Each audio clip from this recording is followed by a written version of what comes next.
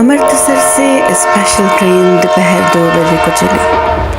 8 گھنٹوں کے بعد مغل پورہ پہنچی۔ راستے میں کئی آدمی مارے گئے، متعدد زخمی اور کچھ ادھر ادھر بھٹک گئے۔ صبح 10 بجے کیمپ کی ٹھنڈی زمین پر جب سراج الدین نے آنکھیں کھولیں اور اپنے چاروں طرف مردوں، عورتوں اور بچوں کا ایک متلاطم سمندر دیکھا تو اس کی سوچنے کی قوتیں اور بھی ضعیف ہو گئیں اور وہ دیر تک گدلے آسمان کو ٹکٹکی باندھے دیکھتا رہا۔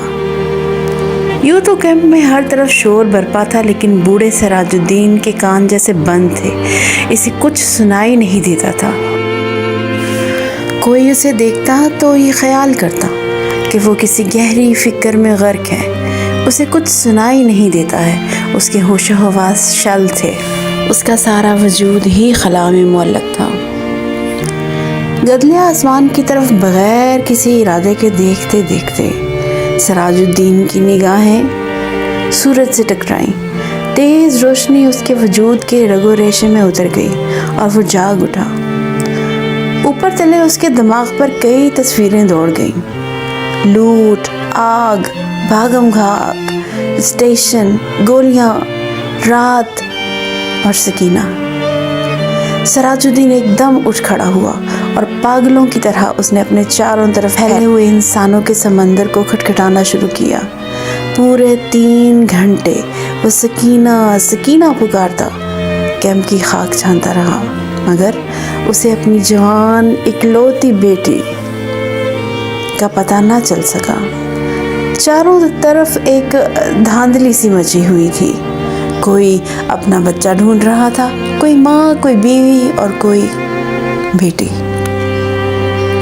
سراج الدین تھک ہار کر ایک طرف بیٹھ گیا اور حافظے پہ زور دینے لگا کہ سکینہ اس سے کب اور کہاں جدا ہوئی تھی، لیکن سوچتے سوچتے اس کا دماغ سکینہ کی ماں کی لاش پر جا کر جم جاتا ہے، جس کی ساری انتڑیاں باہر نکلی ہوئی تھی۔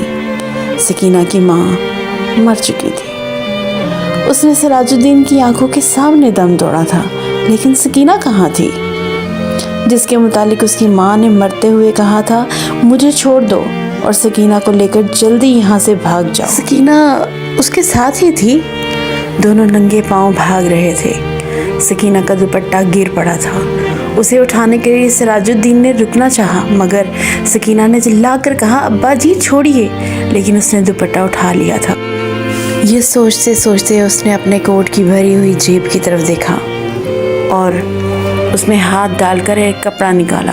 سکینہ کا وہی دوپٹہ تھا، لیکن سکینہ کہاں تھی؟ سراج الدین نے اپنے تھکے ہوئے دماغ پر بہت زور دیا، مگر وہ کسی نتیجے پر نہ پہنچ سکا۔ کیا وہ سکینہ کو اپنے ساتھ اسٹیشن لے آیا تھا؟ کیا وہ اس کے ساتھ ہی گاڑی میں سوار ہوئی تھی؟ راستے میں جب گاڑی روکی گئی تھی اور بلوائی اندر گھس آئے تھے تو کیا وہ بے ہوش تھا جو وہ سکینہ کو اٹھا کر لے گئے؟ سراج الدین کے دماغ میں سوال ہی سوال تھے، جواب کوئی بھی نہیں تھا۔ اس کو ہمدردی کی ضرورت تھی، لیکن چاروں طرف جتنے بھی انسان پھیلے ہوئے تھے سب کو ہی ہمدردی کی ضرورت تھی۔ سراج الدین نے رونا چاہا، مگر آنکھوں نے اس کی مدد نہ کی، آنسو جانے کہاں غائب ہو گئے تھے۔ 6 روز کے بعد جب ہوش و حواس کسی قدر درست ہوئے، سراج الدین ان لوگوں سے ملا جو اس کی مدد کرنے کے لیے تیار تھے۔ 8 نوجوان تھے جن کے پاس لاری تھی، بندوقیں تھیں۔ سراج الدین نے ان کو لاکھ لاکھ دعائیں دی اور سکینہ کا حلیہ بتایا۔ گورا رنگ ہے، بہت ہی خوبصورت ہے، مجھ پر نہیں گئی، اپنی ماں پر تھی، عمر 17 برس کے قریب، اکلوتی لڑکی ہے، ڈھونڈ لاؤ، تمہارا خدا بھلا کرے گا۔ رضاکار نوجوانوں نے بڑے جذبے کے ساتھ بوڑھے سراج الدین کو یقین دلایا کہ اگر اس کی بیٹی زندہ ہوئی تو چند ہی دنوں میں اس کے پاس ہوگی۔ 8 نوجوانوں نے کوشش کی، جان ہتھیلی پر رکھ کر وہ امرتسر گئے۔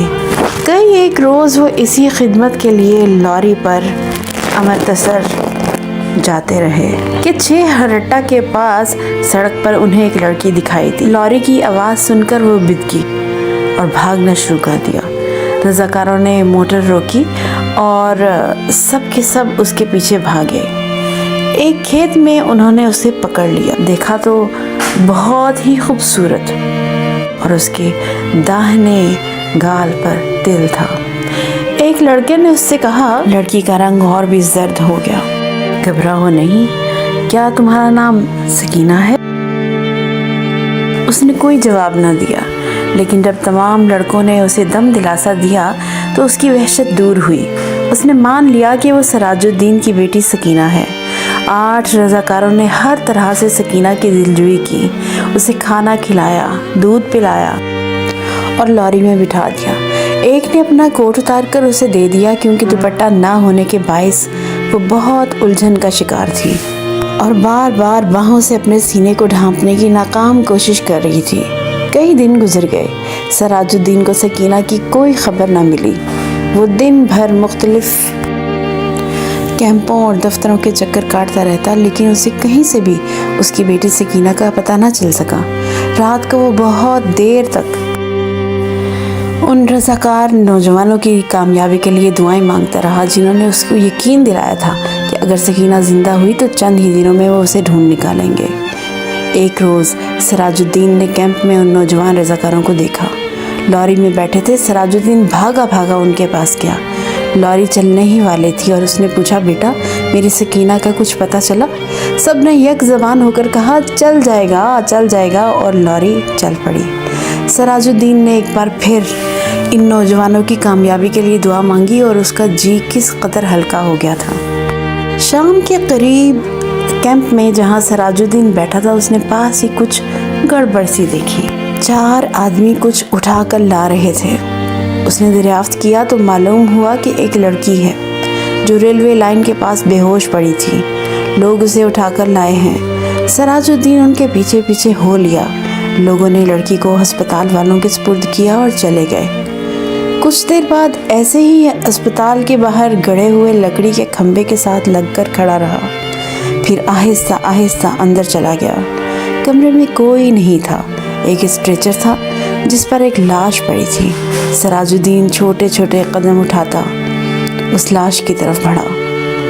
दफतन रोशनी हुई। सराजुद्दीन ने लाश के जर्द चेहरे पर चमकता हुआ तिल देखा और चिल्लाया, सकीना!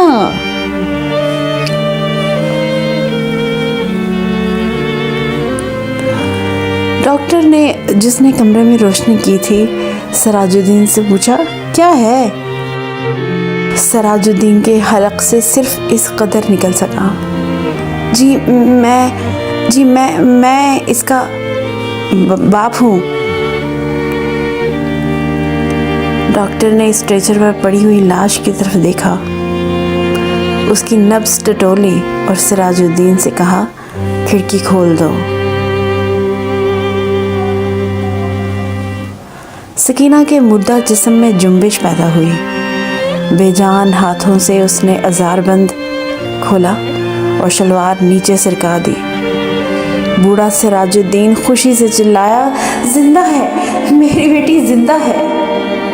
डॉक्टर सर से पैर तक पसीने में गर्क हो गया। आगे वो और कुछ न सोच सका।